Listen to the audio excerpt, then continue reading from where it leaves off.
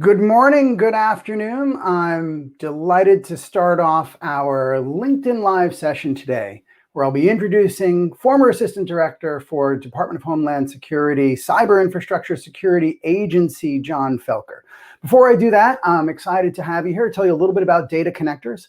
Data Connectors, founded in 1999, is the largest community of senior cybersecurity professionals across North America.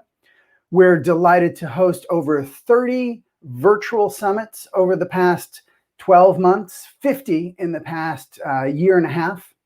And not only that, but we engage the members of our community with educational sessions, meaningful material that they learn from, as well as special sessions like what we have today, our LinkedIn Live session with Dr. Felker, Mr. Felker.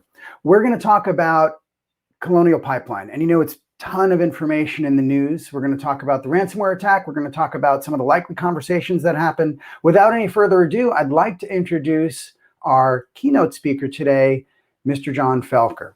John, thank you so much for joining us.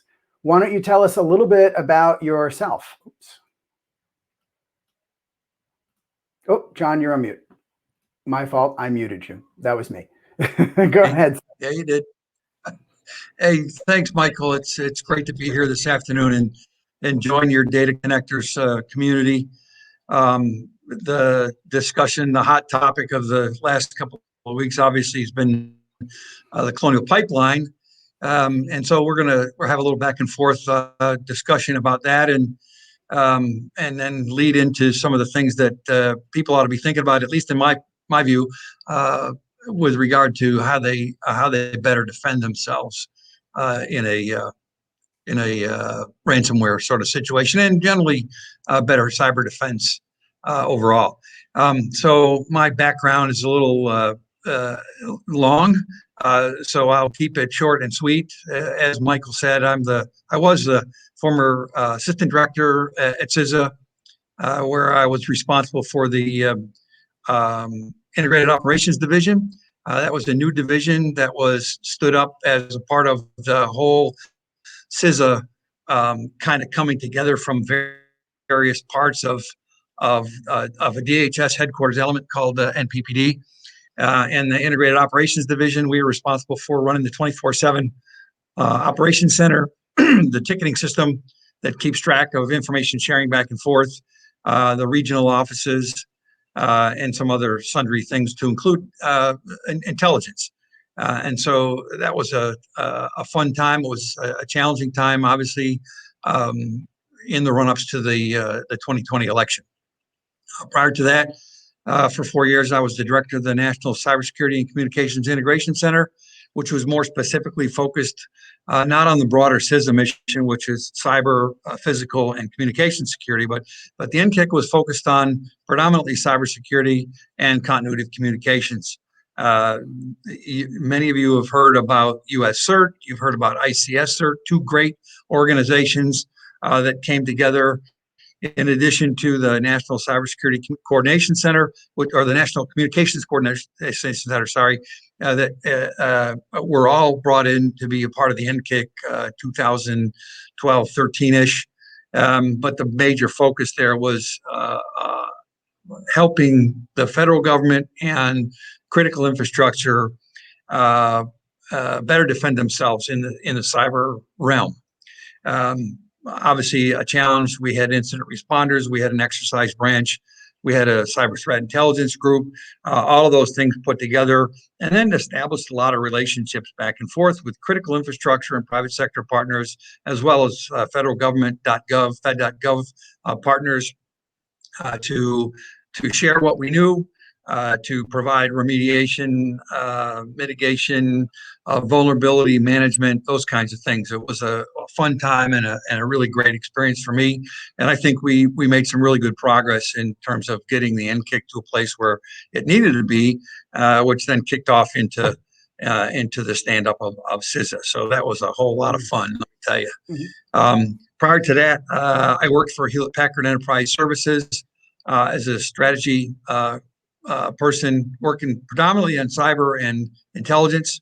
I was the deputy commander of Coast Guard Cyber Command in the pre-commissioning detail.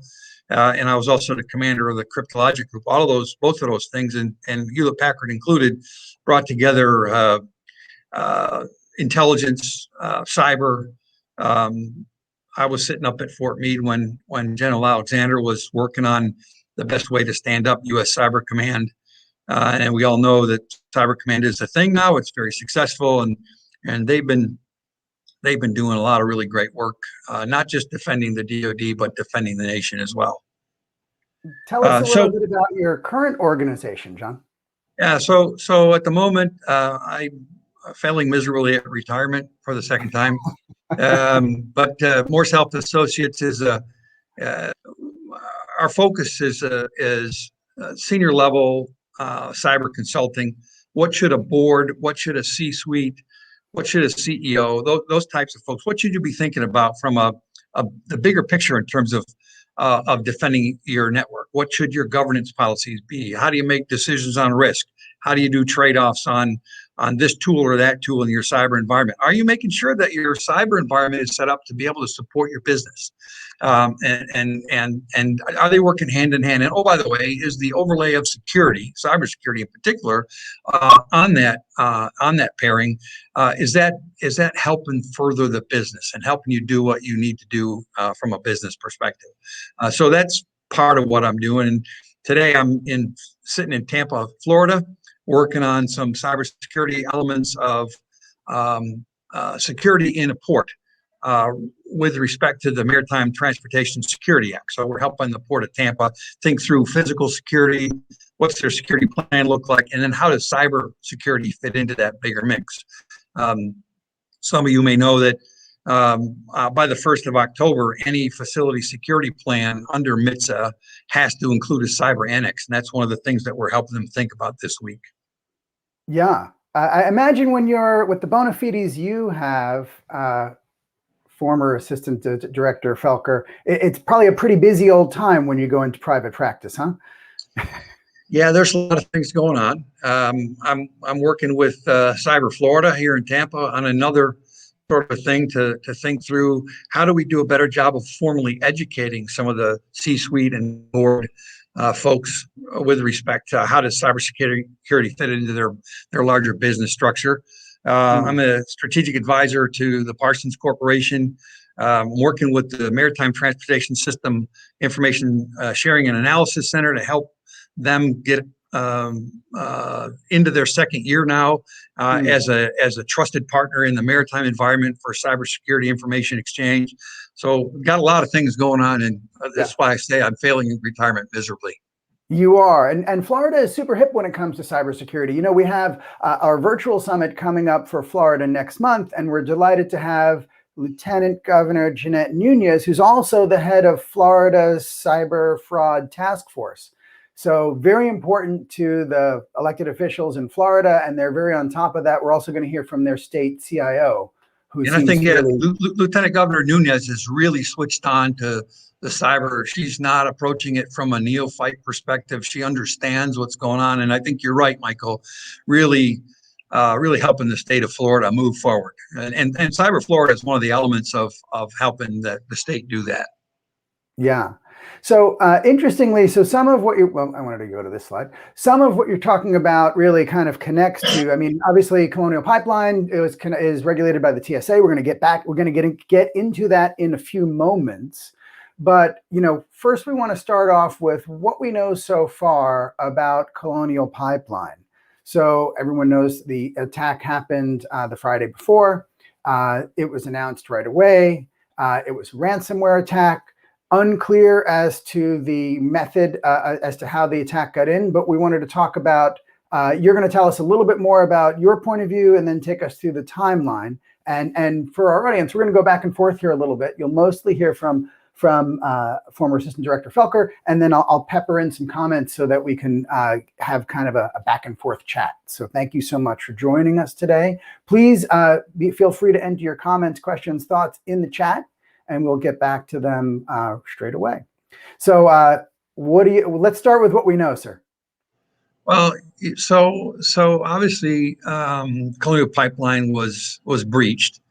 I think there's no clear consensus yet on the specific attack vector, although the likelihood is that there was, at least in my experience, the likelihood is that an employee might have gotten phished, maybe clicked on a link or opened an attachment that had some malware in it that allowed the bad actors to achieve some authorized entry, stolen passwords, things like that. That's one option. The other option might have been some brute forcing against some passwords that allowed them to get credentialed access. In other words, they got in and they looked legitimate when they were in, and then when they were in, there were some other things. And I think we have a slide in a little bit that shows the FireEye depiction of what they believe happened and sort of how it happened. But the bottom line is that this is despite the impact, and we're going to talk about that later. Despite the impact, this was a pretty run-of-the-mill ransomware incident. They acted like many ransomware actors act. They got in a way that allowed them in. There were elements along the way that caused some concern on the part of the pipeline company to shut down the pipeline. As I understand it, the breach took place, and the data that was encrypted by the ransomware was in their back office, and not associated with their control systems, the systems that actually run the pipeline. But anymore these days, just like the electric grid pipelines, those systems tend to be inextricably linked for lots of really good business reasons, which is why you should pay attention to more security on there as well, right? So the business reasons in the electric grid's case is how do we manage power generation and distribution and transmission based upon load? How do we do billing? And in the case of the pipeline, in the back office, there's a lot of typical office kind of stuff going on. But I'm sure that there were some connections to their systems that allowed billing and shipping and all those kinds of things to occur in the normal course of the pipeline operations. So I think what they did is they were shutting down the pipeline operations itself out of an abundance of caution, so that there wasn't any lateral movement into the control systems that then could have been conceivably have caused a whole lot more stress than it did on the pipeline system. Yeah, we're going to go to the FireEye slide next, John. One of the stories that we've read, and certainly what we've heard from the community, was that it could have been the billing system, and it would prevent them from knowing how to bill. The other thing we had heard is that, and of course off the record, we had heard that they were maybe not as quickly forthcoming with law enforcement as maybe anyone would have preferred. No official comment on that, of course, but that's what we hear. And I wonder if those two are connected. Sort of, it's the billing system, nothing's going to blow up, but we can't charge people. But I think there could be other implications that still make that dangerous, right? Yeah, I think either one is a plausible scenario. Shutting the billing down. If you know anything at all, and I'm a neophyte in this area, but I know enough probably to be dangerous. But the pricing sensitivity of petroleum products as they're being pushed through the pipeline, and we see it in the shipping industry too, on ships all the time. The companies that are moving their product through that pipeline are moving it in a way that is timely, related to the spot price of oil, for example. And so the algorithms that help them manage that could have been affected or could have been impacted. And Colonial obviously makes money by the amount of product that they're pushing through. So they could have said, well, we can't bill you, so we're gonna shut this down. And like any ransomware attack, ransomware shuts you down. And I think Colonial did one thing that was good. If they indeed did shut down the pipeline out of an abundance of caution, that was probably pretty smart. I think also that the whole idea of, well, we're going to shut it down because of billing, that's plausible as well. So you could look at it either way, I think. But the bottom line is that they made a decision and they live with it. What really becomes interesting is that this is a fairly standard ransomware attack. What makes it unique is that the impact was so great, and that's why I think that there's a whole lot of folks that got twisted about this because there wasn't gasoline in gas stations. That impact alone takes this ransomware case out of the ordinary and makes it extraordinary just because of the impact. But like the FireEye slide shows, I mean, there were password attacks on the perimeter, could have been facilitated by emails with links. There was they note a known CVE that's in there, which could have been part of the attack vector. Once the bad actors are in, they establish a foothold using some different sorts of command and control malware. There's another a vulnerability that was used to escalate privileges, which got them to the point where they started locking down things. And in this case too, what we're also seeing in ransomware cases is that not only are they locking up and encrypting data, but they're also exfilling some data. And they're taking that data and not only locking up and saying, well, we need ransom for us to unlock this, but they're also saying we have this other data here that we're going to release to the public, and it's probably sensitive, and we don't think you want that to be released. So they kind of have two hammers to go against the entity that's being attacked. Yeah, and we know that Darkside is known to be a ransomware as a service, and they're known to do a double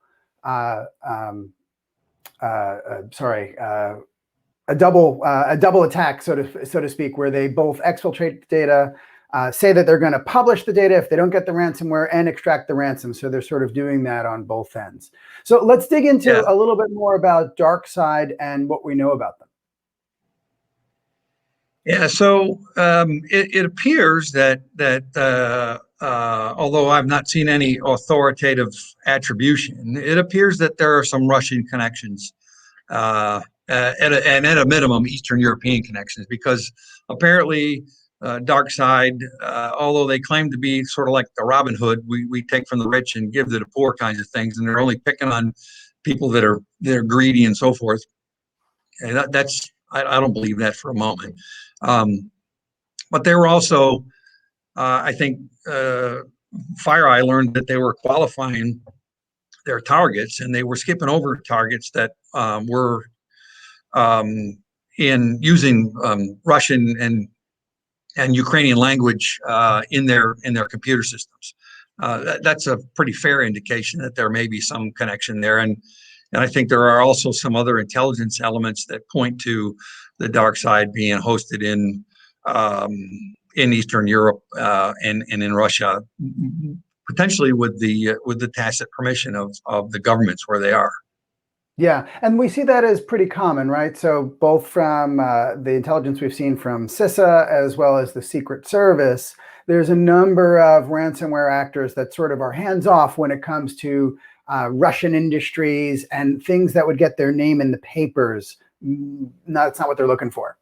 Yeah, and I think that's a fair characterization. And again, go back to what I said earlier about the fact that there was a significant impact that occurred as a result of this breach. That's not what the Darkside was looking to do. A lot of these actors, their objective is to get in, to lock stuff up, maybe take some other data to hold you at further harm, but they'd like to try to do it as quietly as possible. And in this case, it clearly got out of control because the impact was so great, and there was an increased focus on the activity and media reporting about it, and impact, and all those things that they probably didn't want. Yeah, and as we see on the next slide, Darkside is active in a number of different ransomware activities. A few particularly that we know of right now. Is that correct? Yes, that's fair. There were, along with this breach that was in the Colonial pipeline, I think there was a breach at a small company in Illinois. there was a breach in Scotland, and there was one in Brazil as well. So, they were busy. And obviously, if you compare the four targets that occurred, um, I think they really didn't think through the impact of the attack on Colonial, and that's why the unwanted publicity and so on and so forth um, uh, came out. Now, this is a little hard to read, John. This is the press release that Darkside sent out, where they sort of go through. I think that in the media, that's sort of the unread in media, they've been characterizing this as like, oh well, they don't go after medicine or education or funeral services. I don't know how they, I don't know what they, I don't know why they threw in funeral services, but whatever. But this is actually, I think, what people are reading this because it's out there on the public internet and thinking, well, maybe they're not that bad. But this is actually just them streamlining their business.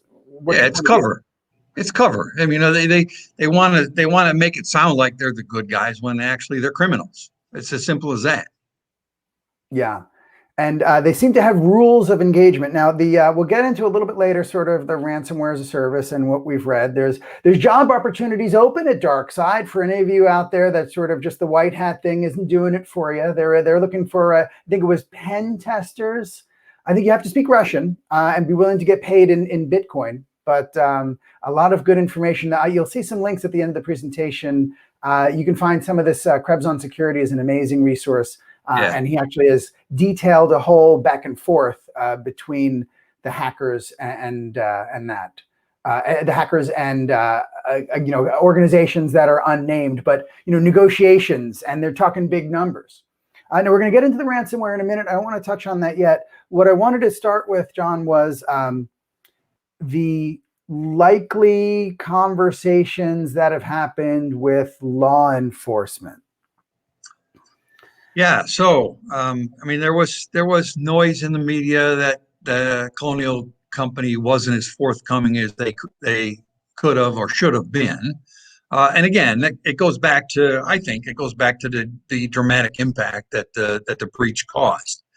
And normally, in any kind of a cyber event like this, you need to figure out what's going on. Before you can have actually something to report, unless it's one of those cases where there's life at risk, where you're going to make a report that says, hey, this is happening. We don't know a whole lot about it yet, but we're working on figuring out more, and we'll report more as it comes along. In this case, they had ransomware. And I think they were probably trying to figure it out a little bit before they went to law enforcement. I don't know what their regulatory requirements for reporting are. So I can't tell you whether they were in line with those. I understand that most of the reporting to the regulators, particularly the TSA, is generally on a voluntary basis. I think because of the political impact and the impact overall of this particular breach, I suspect that we'll see some change in regulation that requires more timely reporting. But the bottom line is this: they reported it to the FBI. Yeah, it was very clearly a breach. They started to see impacts, and they said, we've got to report this. And the FBI reported it to CISA, so they knew that was going on. And I don't know that they got to a unified coordination group. I don't think they did underneath the cybersecurity incident response plan. But in that plan, there are three main elements for response to a major cyber incident. One of them is threat, and threat means law enforcement. What is the threat? How do we stop the threat? How do we put them in jail? One is the asset, and that's the critical infrastructure itself, and that's CISA's responsibility. In other words, stop the bleeding, stop this. In the case of many times, CISA's role is left to boom. The idea, how do we defend better? What are some of the steps that we can take to mitigate before something bad happens? And then after boom, there's a response requirement. And in a lot of cases, the FBI and CISA work hand in hand in those responses. There's a third element to this National Cyber Incident Response Plan. That's the the CTIC, Cyber Threat Intelligence Integration Center, which is a part of ODNI, and their job is to bring together the collected wisdom and understanding of the intelligence community in our nation, and help supplement what CISA and the FBI are doing with respect to the response in a particular case. Yeah. So on the next slide, we discussed the cyber incident response plan. One more, actually, and we'll go back to this. So is there anything else, I mean, for our audience, who's governed by the National Cyber Incident Response Plan, and, you know, when is it updated, and how thorough is it? Yeah, it's a pretty thorough document. It was signed out in 2016. Like I said, the three main players are the FBI, CISA, and CTIC. And the cyber incident response can apply to any cyber incident across the board, whether it's fed.gov, whether it's a critical infrastructure player or otherwise. It's just a question of at what level of quote unquote badness does it get to? Is there a threat to life and safety? Is there a threat to critical infrastructure such that it would damage the security of the nation and so forth? And so in those cases, the first thing that happens is those three entities that I mentioned, CTIC, CISA, and the FBI, get together and they talk about it, and they decide, are we going to stand up a unified coordination group? And that group is put together to start working through the different aspects of a particular response. That group can decide to bring in other governmental partners. When a UCG is stood up, the White House, you just showed a picture of Ann Neuberger. They are advised that this is going on. Yeah. There is when I was a director of the NCIC and when I was running ops at CISA, one of my big pushes was, okay, well, we're dealing with a critical infrastructure that's in private hands. We need to bring those private sector players into the UCG. So and the cadence can be once a day, twice a day calls to talk about who's doing what and how the response to a particular incident is progressing. It's a pretty good process. I think it's been used 4 or 5 times in at least in my experience, but it's a good process, and it tends to focus on a more holistic approach to a particular cyber event when it reaches a certain major kind of level. Does that make sense? It does. Now, yeah, we flashed up a picture of Ann Neuberger for a second there, just at the wrong time. We flashed up a picture of Ann Neuberger for a second there. Tell us about how does this information, how does it trickle into the White House? What does that world look like? Yeah, typically. So in this case, it's a private sector entity, and when they report it to the FBI gets to look at it. FBI told CISA about it. There were probably some conversations between the FBI and CISA about, is this a big deal?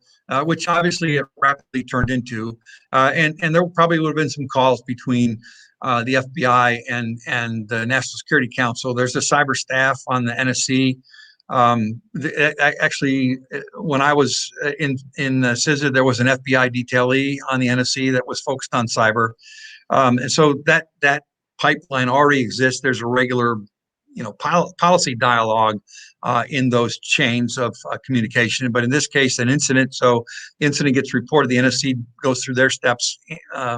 They probably notified senior director and then went to Ann, and Ann knew about it, or Ann was advised of it, and then she's gonna make a decision. Well, is this ready? Are we ready to brief the president on this? Let him know what's going on. And it sort of kind of works like that. And it probably trickles into sort of the morning security briefing the president gets kind of deal, or something of that nature. It depends. Every White House does things differently. I suppose it could. Typically, my understanding of the PDB. It may reach that level, but a PDB brief typically not necessarily that tactical.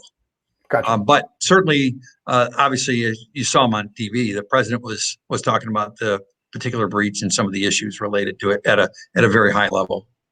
Yeah. Now, tell us a little bit about the sort of the ransomware progression from here. Kind of usual point of view, and from what you know happened in this case. Well, so you get the screen of death right there. It says you got to pay, and when that occurs, obviously hopefully internal to the company, there were some specified processes that were followed. Um, Typically, the company will have a quick response plan where they take some immediate steps. In this case, I think they did because they rapidly made the decision to shut down the pipeline operations for whatever reason, whether it was for billing or whether it was for protection of their OT systems.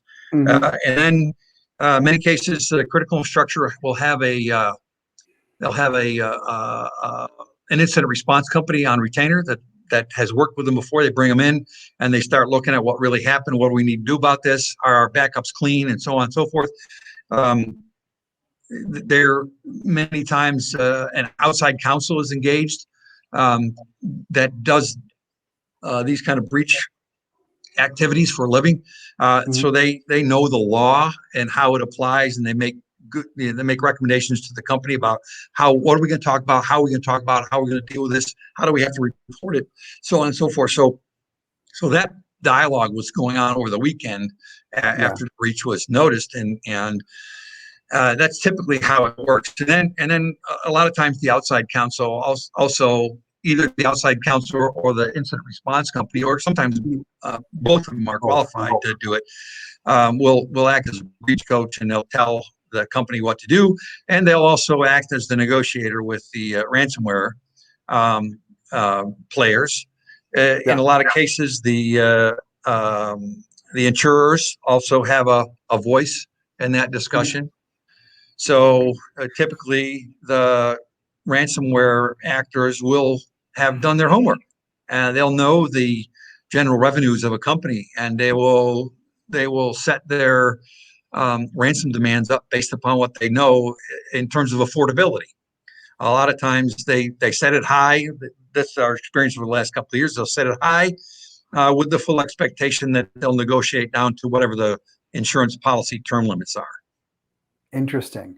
Now, tell us a little bit from your experience. What happens, so we're in the heat of a negotiation. It's a big ransomware attack, private organization, maybe FBI's involved, maybe CISA's involved for the potential remediation.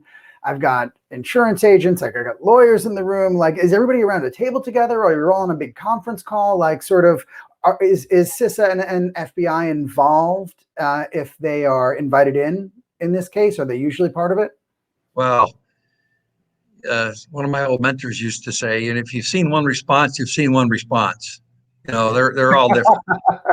It's dependent upon the relationship that you have with law enforcement prior to the incident.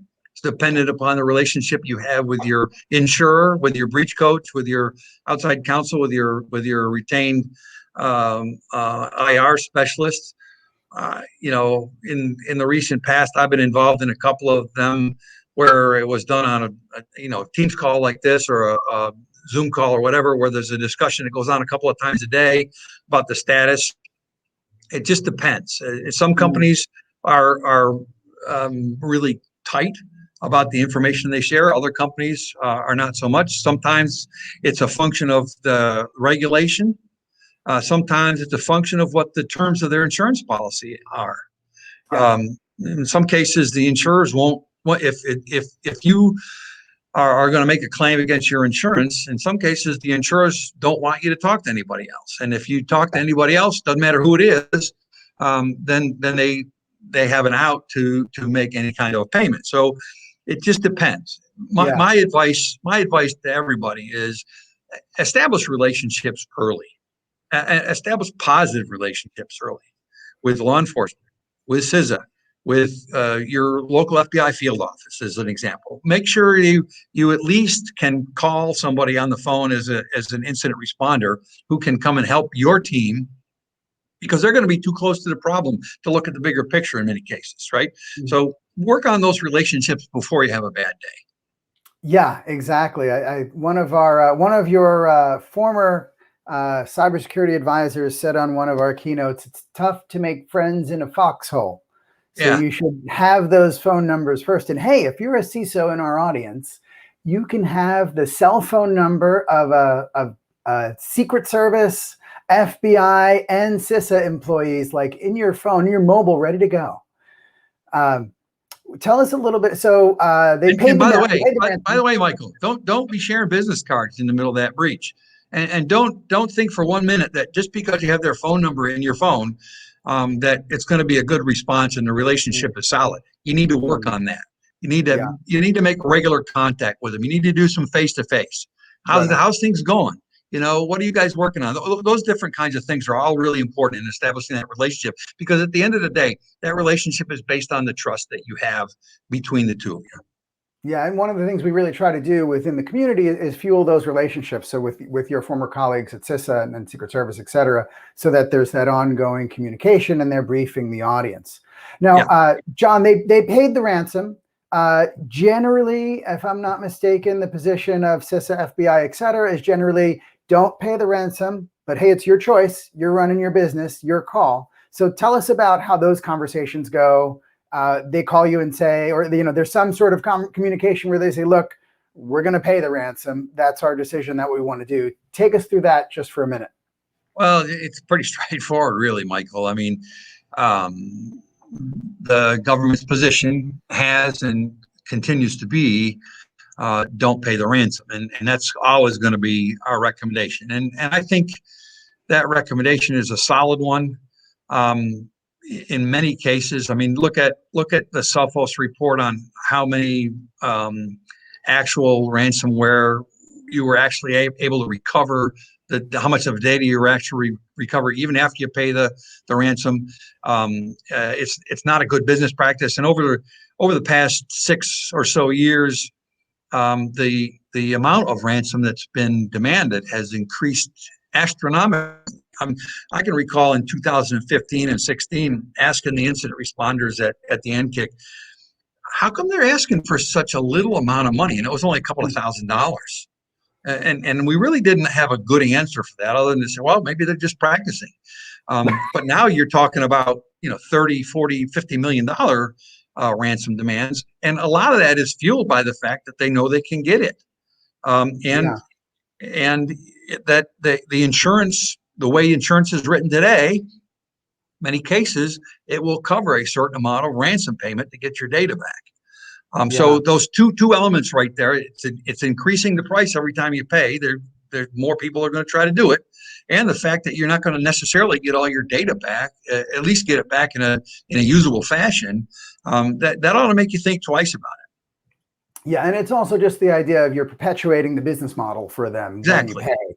But obviously, as you're taking the pain and it's your organization, that's decision that's pretty much made in the boardroom. So what's your impression from your experience on what those sort of boardroom conversations are like? Well, I would tell you that, I mean, the board's responsibility is to the company and the shareholders. Their objective, obviously, is to get away with this as little cost as possible and get back to doing the business that they do to make money. And so, again, if you've seen one response, you've seen one response. Boards all operate differently. There are different dynamics.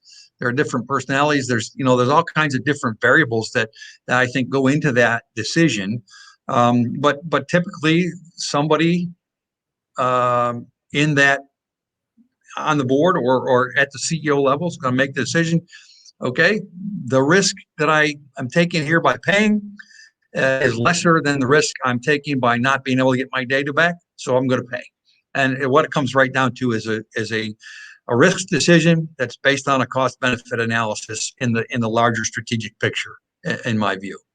Yes, and we've seen information that at least in years past, and we think they've remediated some of this, they were probably less than stellar in their cybersecurity posture. Yeah. Yeah, and if you look at I think if you look, Michael, at the report that came out from the AP, there was an audit done on Colonial Pipeline cyber practices a couple of years ago, and apparently they didn't do so well. And I've heard recently that they did take some of the recommendations made by the auditor, and they have actually put them in place, but I'm not sure that they got all the way. In fact, one of the quotes I heard on the news was that from the auditors was that an 8th grader in his basement could have easily broken into the company as it stood 2 years ago. So, I mean, the bottom line is you need to take a look at your broader business picture. You need to figure out how does cybersecurity fit into that bigger picture. You need to understand that there's a cost associated with that, and then you need to make the risk decision and weigh whether the cost is worth the squeeze in terms of getting yourself in a better posture to defend your networks and defend your high value assets. And I say that high value asset, that's a key point. Mm-hmm. You can't defend everything. It's not possible. Mm-hmm. If you try to defend everything, I think it was Frederick the Great said, if you try to defend everything, you defend nothing. Mm-hmm. So some serious decisions need to be taken at the board level and at the CEO level. What are our high value assets? And there can't be thousands of them. What are the key things that make our business run? Those are the things that we really need to work on protecting. Mm-hmm. And then you grade it down from there based upon how your business is operated. Yeah. And we know from the AP story, the one you quoted, the eighth grader, that they have Colonial Pipeline claims to have made some advances. They don't have a CISO. Their CIO, whose name is in the papers, is responsible for security as well. They have a director level executive in that place. I don't know if they're regretting that now. But sometimes the ransomware actors, I mean, they're just really good at this. And we've seen those developments in the most recently updated data breach investigations report. Yeah, I think there's been a lot of evolution in the CISO role. I just heard this morning that Rick Howard at the CyberWire is doing a 3-part series on the evolving role of the CISO. From 10 or 12 years ago, where it was basically endpoint security, firewalls, and antiviruses in place, to now there's a whole lot more things that have to go with it, moving to the cloud and hybrid cloud environments and access control, zero trust, all those kinds of things. So it's changed a lot. I don't know that a CIO can effectively be a CIO and perform the role that's required in today's environment in security. I think it's something that as I said, it's evolving. A good friend of mine, Rich Bass, he's the CISO at AIG. He wrote a book a few years ago, and his premise was that the CISO needs to understand enough of the technical detail of securing your networks and your business processes and so forth, but also needs to understand how that fits into the larger business picture. And it has to be able to talk to the board and the C-suite at that level so that they understand what the issues are. And so my argument is that there should be somebody responsible for security. Responsible for security should also understand how it fits into the bigger business picture. And Colonial, in Colonial's defense, maybe the CIO was in that role and the workload wasn't such that they felt it was a problem. But maybe it's proven different. Now, as you alluded to earlier, this is a pretty standard ransomware attack.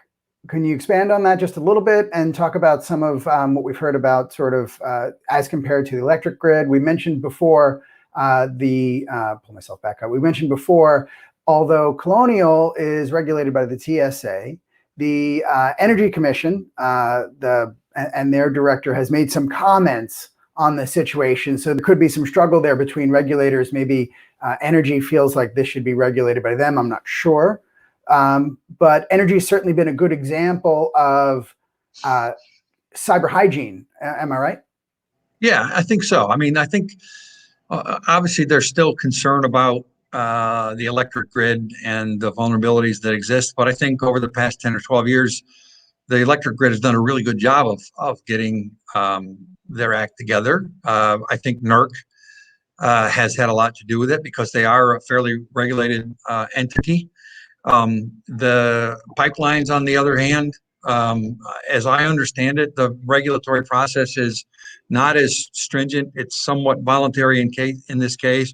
So, as I said, in my view, this is a very normal ransomware attack. It was carried out in a normal way. They did all the normal things. The thing that makes it interesting, if you will, is that the impact is so significant. The associated gas panic, yeah. Exactly. The impact is so significant, and in fact, it was an unanticipated impact on the part of the bad actors. Yeah, and I guess we've just become kind of a panicky society. Now, we do know from the data that we've seen, or at least reported on Krebs and other sources, that Darkside likely a ransomware as a service. This is a little clip, as I mentioned earlier, from their job opportunities.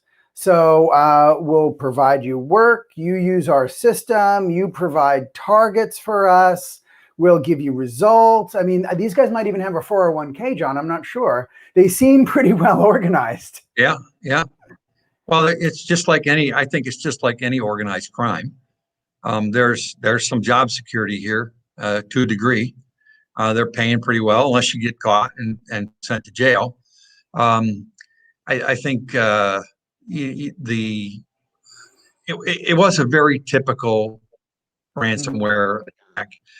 I understand that their services were offered on a forum that offers ransomware as a service. I understand that forum has now said that they're not going to host ransomware anymore. I think that's a positive impact of the fact that got so much media coverage and the impacts of the ransomware itself. So what's the FBI likely working on now, John? I think what they're probably doing is they're going through some pretty heavy duty machinations in terms of forensics. They're trying to nail this down to the point where they can make a prosecution out of it. The big question will be, where are the actors? And if the actors are in a country that has no extradition, that's an issue. Then you may say, well, you'll see it on the screen there. They're going to get to a point, hopefully, that they can put a notice out like that this person is on this person or these persons are on a wanted list for the attack on the Colonial pipeline, and by the time they get to that stage, they should be able to prove it, or at least beyond a reasonable doubt, prove it to prove it in court to the point where they can get arrest warrants and things like that. So they're digging into the specifics of the attack vector, maybe trying to find the forensics to get to patient zero, which endpoint, which user, what happened, right?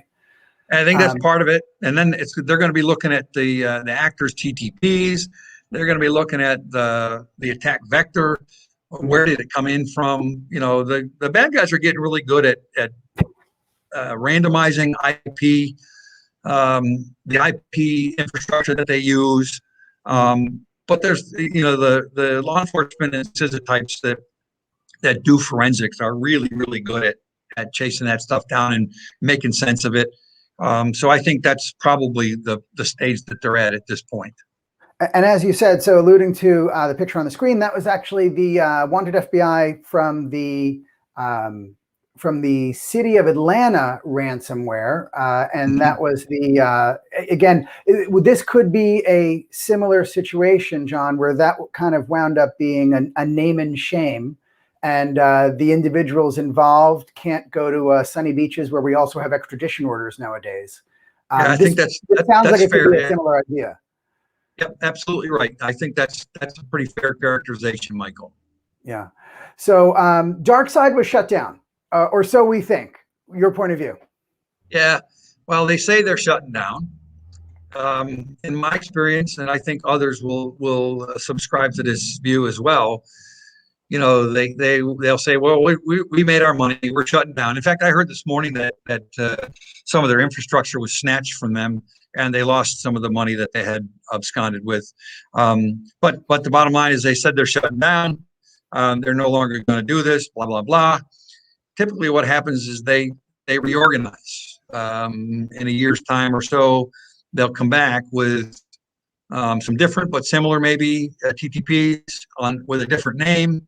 They'll use some different ways to do what they want to do. I don't know that they're actually going away, and I don't believe for a moment that they're quitting this business. At the moment, it's too lucrative. Yeah. Is there any? I know none of us know, but do you think there's any credibility to the rumors that it could have been a U.S. government actor of some, like in a white hat fashion, that somehow was able to take down the Darkside infrastructure? Certainly it's possible.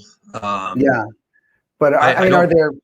do those kinds of operations even exist that we know of? I mean, I don't know. You probably can't talk much about this, but Well, there's been some recently publicized takedown of infrastructure that supports bad actors around the world.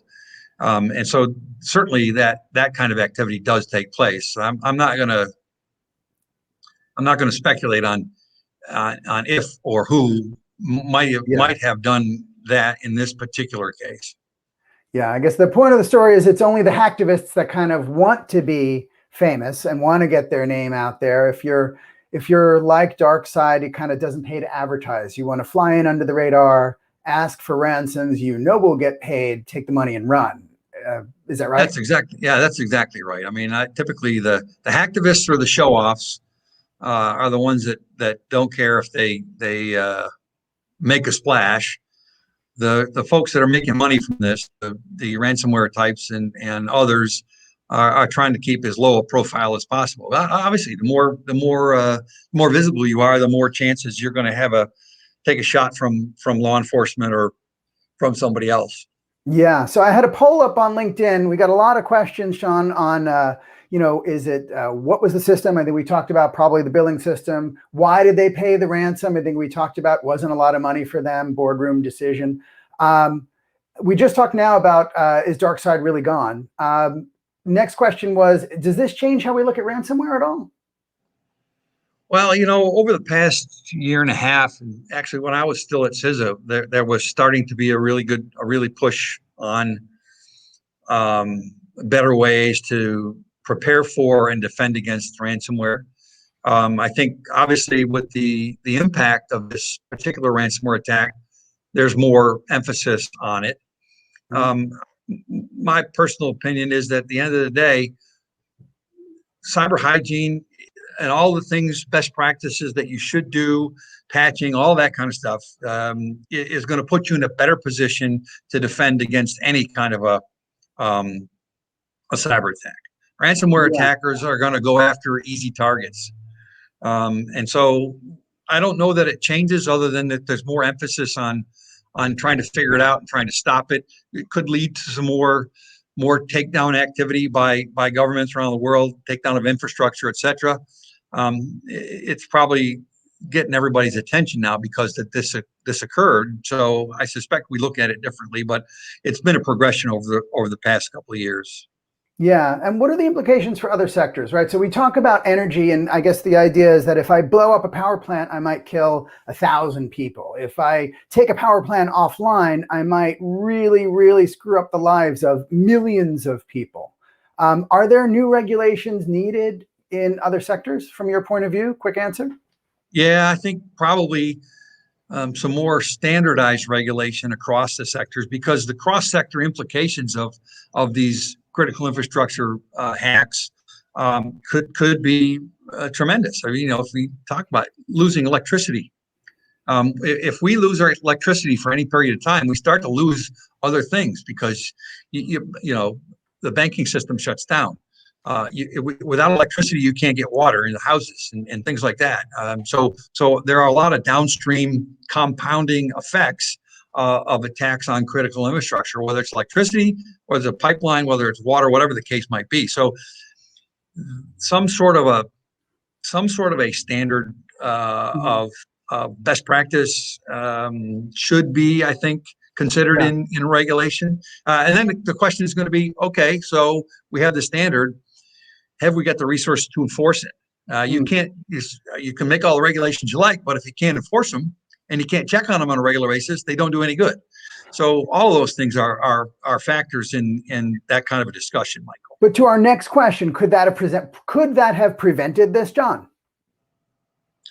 Maybe. Yeah. It depends. I think some sectors have stronger regulation in the cyber world with respect to, you will do these best practices. Others, not as much. And if there were, I mean, it's difficult to say across all 17 sectors what standards should be, but everywhere you go, I think there is a basic set of best practices, NIST publications and things like that you can take a look at to try to get us to a point where we're all kind of in the same boat. Right now, it's somewhat disparate. Yeah. And again, it's a money question. Have you Yeah. got the resources to be able to do it? And first of all, on one hand, do you have the resources to do it in these entities that's still going to make running that business profitable or potentially profitable?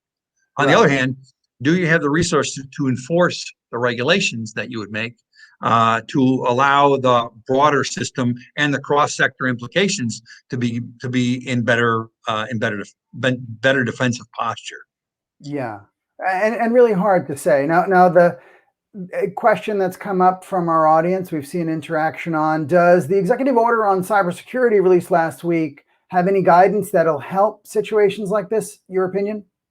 I think so. I think there's some things in there that talk about more better, timely, however you want to characterize it, reporting requirements across the board, Mm-hmm. so that there's a there's an earlier notice in some of these cases where potentially you could stop some of the downstream effects and the impacts that we had from the Colonial pipeline. I don't know how that's going to play out again because the sectors are so different, Yeah. and different rules will affect one sector differently than they will affect another. But I think there are some elements in the EO that are going to get us to a better, more consistent posture in terms of cyber defense. Fair enough. And we actually, I'll talk about that in a moment. Our next LinkedIn Live next week on Monday will be focused on just that, a deep dive on the executive order. So I'll go through that in just a minute. Just to sort of wrap up our conversation, John, thank you so much. Certainly your insight and your background is amazing for this conversation. Interesting information, not a surprising ransomware attack, unintended consequences due to the panicky situation that happened. Foreseeable that the ransomware would get paid, and more publicity could help our CISO audience, John, get more funding and more eyeballs. I mean, focus is a blessing and a curse, as we know. That's a double-edged sword. But Exactly. It could help them get more attention paid to building the robust cybersecurity infrastructure, because nobody wants their name in the papers in this way. Yeah, I think you're right. I think all those things that you mentioned are fair. Clearly there's interest in this now because of the national impact of what occurred. Yeah, absolutely. So I want to just do a quick wrap up here, if I may, for those of you in our audience. Data Connectors is the leading cybersecurity community in North America. We have over 650,000 members across the US and Canada. You could stay tuned for the latest news. We try to make sure we are catching everything that kind of hits the top end of the radar and process it for our membership in a way that's interesting. We also have virtual summits that we've done over 50 virtual events at this point. Another virtual summit coming up next week.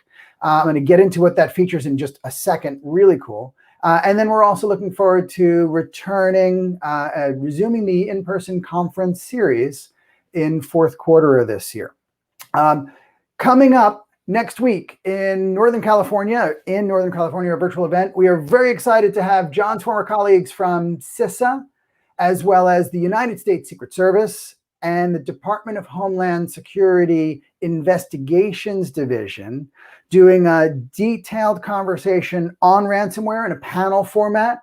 You could register using the link below, dataconnectors.com/NorCal for that. It's also in the chat. Amazing panel, lots of interesting information, years of experience, information you can't find anywhere else. And that's an exclusive panel discussion coming up next week on Tuesday. After that, next month, you could look forward to, as I alluded to earlier, a great conversation where we'll include the Lieutenant Governor of Florida, as well as the Honorable Mayor Suarez of Miami, who's trying to bring Silicon Valley to Miami. I love it. And a keynote from James Grant, who's the state CIO and really is building a new digital service for Florida overall. dataconnectors.com/Florida. That'll be February 16th.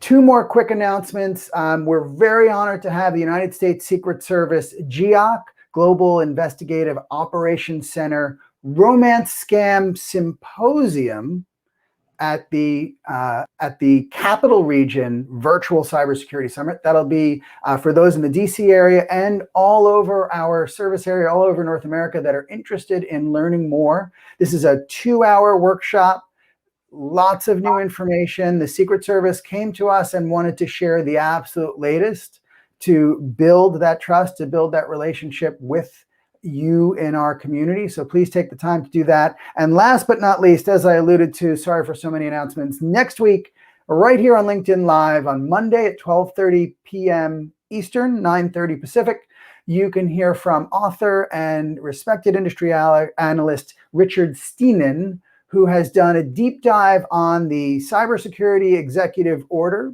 has compared it to the previous executive orders. And we're going to go through a one-by-one on what that means to you, what the implications are, what to look for. And he'll also preview his talk coming up the next day for our NorCal Virtual Cybersecurity Summit, where he'll have the release of the Cybersecurity Yearbook 2021, a compendium of all the services in the industry. That's a lot of information. I thank you so much, former Assistant Director Felker. You could reach out to him, go to morsealpha.com, morse-alpha, and I'll leave you with this thought from John Felker. Tell us why you chose the name Morse Alpha from your Coast Guard background and why it's so meaningful. Yeah, well, the discussion of Morse Alpha very simply is a dot dash in the Morse code. Many leading lights that bring a ship into harbor have the Morse Alpha light signal, short flash, long flash, on a buoy or on a light, a stationary light in the harbor entrance. And so the thought behind it was to act as a leading light for cyber leaders to think about how you can better position yourself to defend and continue to do your business. Well, and that's an outstanding piece of information. We are delighted to have had your time and attention here, Mr. Felker, former Assistant Director. Are you a captain too? We thank you for your service in the Coast Guard. We thank you for all the things that you've done at CISA and in the various agencies you've worked for, and very much thank you for your time and your detail today. And we look forward to hearing from you again soon, sir. Thanks, Michael. I appreciate it. And thank you all for being here today. It was a pleasure to be here. And thank you. Bye now.